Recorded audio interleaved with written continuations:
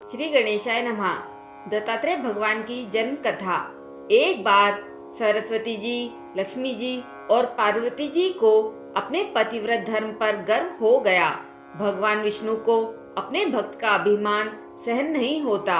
तब उन्होंने एक अद्भुत लीला करने की सोची। भक्त वत्सल भगवान विष्णु ने देवर्षि नारद के मन में प्रेरणा उत्पन्न की।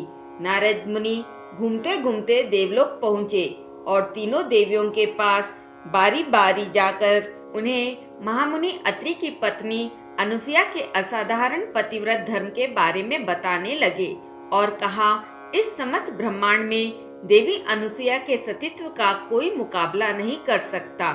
इस पर तीनों देवियों के मन में देवी अनुसुईया के प्रति ईर्ष्या होने लगी। तीनों देवियों ने सती अनुसुईया के पतिव्रत धर्म को खंडित करने के लिए तीनों ने अपने पतियों से कहा कि वे भूलोक जाए और वहां जाकर देवी अनुसुईया की परीक्षा लेने की हठ करने लगी।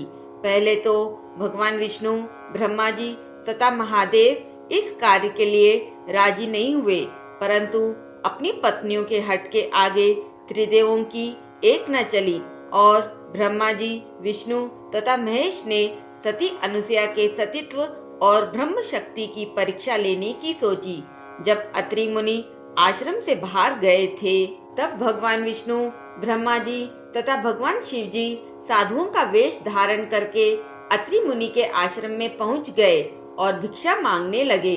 अतिथि सत्कार की परंपरा के चलते हुए सती अनुसुईया ने तीनों देवों का उचित रूप से स्वागत किया और उन्हें भोजन के लिए निमंत्रित किया, किंतु वे बोले, हम लोग तब तक आतिथ्य स्वीकार नहीं करेंगे जब तक आप हमें अपने गोद में बिठाकर भोजन नहीं कराती।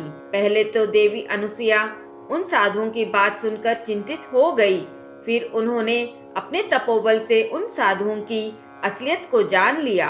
उन्होंने हाथ में जल लेकर अपने पति मुनि अत्रि का स्मरण किया और कहा, यदि मेरे पतिव्रत धर्म में सत्यता है तो यह तीनों साधु 6 मास के शिशु बन जाए। इतना कहकर देवी अनुसुईया ने हाथ में जल लेकर उन तीनों पर छिड़क दिया और तीनों को शिशु रूप में बदल दिया। शिशु रूप में देखकर देवी अनुसुईया के हृदय में मातृत्व का भाव उमड़ गया। फिर देवी अनुसुईया ने तीनों शिशुओं को दुग्ध पान कराया और गोद में लेकर सुला दिया।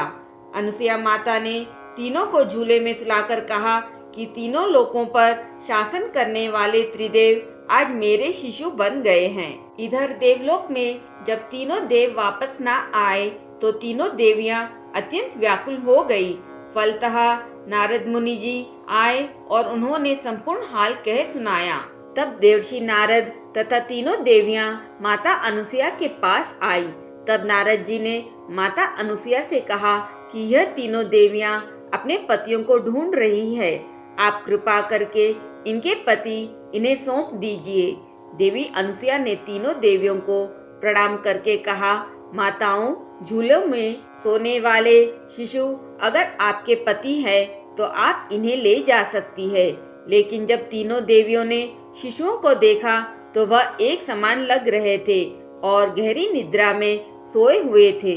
इस पर तीनों देवियां भ्रमित होने लगी। इस पर तीनों देवियों ने माता अनुसुईया से क्षमा याचना की और यह सच भी बताया कि उन्होंने ही परीक्षा लेने के लिए अपने पतियों को बाध्य किया था। फिर उन्होंने देवी अनुसुईया से प्रार्थना की कि उनके पतियों को उन्हें अपने मूल स्वरूप में ले आए। इस पर तीनों देवियों ने माता अनुसुईया से क्षमा याचना की और यह सच भी बताया कि उन्होंने ही परीक्षा लेने के लिए अपने पतियों को बाध्य किया था। फिर उन्होंने देवी अनुसुईया से प्रार्थना की कि उनके पतियों को उन्हें अपने मूल स्वरूप में ले आए।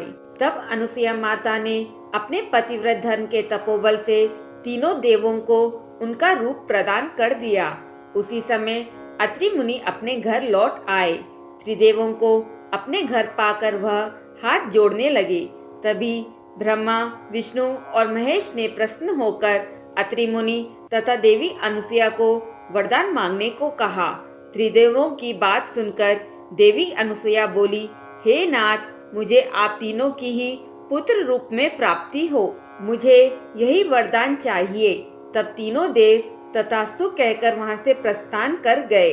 कुछ समय बाद यही तीनों देव माता अनुसुया के गर्भ से प्रकट हुए, जिन्हें दत्तात्रेय के नाम से जाना जाता है और इसलिए कहा जाता है कि भगवान दत्तात्रेय की पूजा करने से तीनों देवताओं का आशीर्वाद प्राप्त होता है। आदो ब्रह्मा मध्ये विष्णुरन्ते देवः सदाशिवः मूर्तित्रय स्वरूपाय दत्तात्रेय नमोस्तुते।